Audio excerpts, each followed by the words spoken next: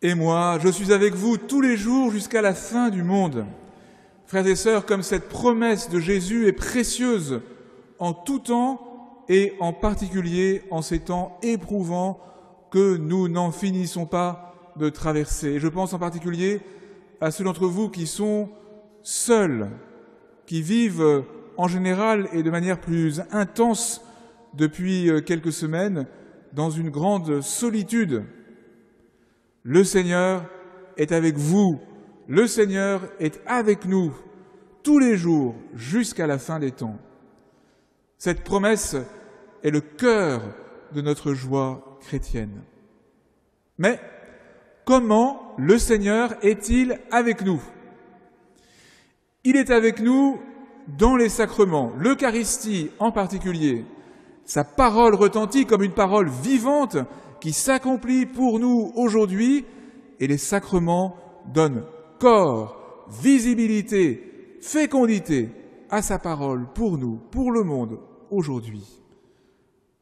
Le Seigneur est présent par ces sacrements. Tous les jours, il est avec nous jusqu'à la fin des temps, où nous sortirons du registre des sacrements pour entrer dans la plénitude de sa présence pleinement manifestée, de sa gloire qui nous illuminera, qui nous éblouira. Le Seigneur est présent tous les jours jusqu'à la fin des temps par les sacrements. Le Seigneur est aussi présent par l'Église, le corps que nous formons. Notre mission à tous, baptisés, diacres, prêtres, évêques, consacrés, c'est d'être ensemble le corps vivant de Jésus-Christ, sa présence tous les jours jusqu'à la fin des temps dans le monde qui nous est donné. Le corps du Christ est la présence de son chef, le Seigneur, qui, tête de cordée, est entré le premier dans la gloire du Père avec son corps ressuscité. C'est ce que nous fêtons en cette grande et belle fête de l'Ascension.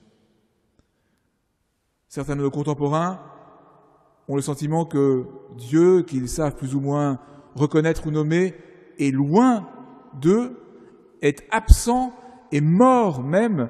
Pensez à ce grand thème philosophique du XXe siècle. Non. Si nous sommes vraiment fidèles à notre vocation, nous sommes la présence du Christ en notre temps. Il ne nous laisse pas seuls, il nous accompagne de son amour.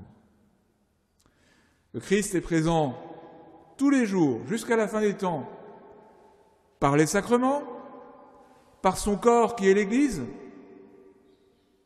Et me direz-vous, alors, en ces semaines où nous sommes privés des sacrements et où l'Église ne peut pas avoir de visibilité repérable, comment est-il présent? Il est présent par son esprit qui pénètre nos cœurs, et nous le célébrerons dans un peu plus d'une semaine à la Pentecôte, qui est capable d'entrer même dans les pièces et les cœurs et les sociétés verrouillées de l'intérieur. Le Seigneur est présent par son esprit, et nous avons pu en prendre conscience de manière plus vive à la faveur de ce confinement par ailleurs éprouvant. Mais précisément, la manière dont l'Esprit du Christ lui permet d'être présent au plus intime de nos vies, de nos cœurs, c'est d'abord les sacrements et l'Église. Parce que les sacrements sont portés par la puissance de l'Esprit. Pensez aux gestes d'imposition des mains, des prêtres par exemple, sur le pain et le vin, pour qu'ils deviennent le corps et le sang du Christ. C'est l'Esprit Saint aussi qui permet que la parole soit vivante pour nous aujourd'hui. C'est l'Esprit Saint qui permet que l'Église soit à la fois riche d'une multitude de charismes et unie dans la foi et la charité. L'Esprit Saint, qui nous est donné par le Christ mort et ressuscité, en son humanité glorifiée, qu'il reçoit du Père pour nous, l'Esprit Saint se donne par les sacrements et par l'Église. Mais il nous rejoint aussi au-delà de toutes les contraintes. Nous en avons fait l'expérience magnifique depuis plusieurs semaines déjà. Frères et sœurs, c'est vraiment la source de notre courage, de notre espérance, de notre paix, de savoir que Jésus ressuscité est avec nous tous les jours jusqu'à la fin des temps, par les sacrements, par son Église et par l'Esprit Saint. Mais Jésus n'est pas présent simplement pour que nous restions passivement auprès de lui. Jésus est l'envoyé du Père qui nous envoie.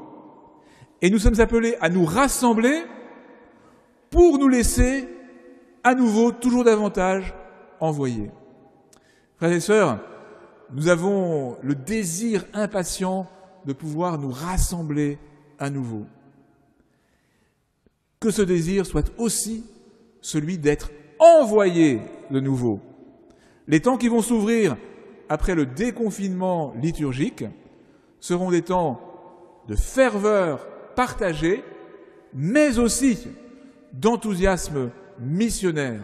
C'est l'intention que je vous invite à porter dans votre cœur jusqu'à la Pentecôte, pour que l'Esprit qui nous unit soit aussi l'Esprit qui nous envoie.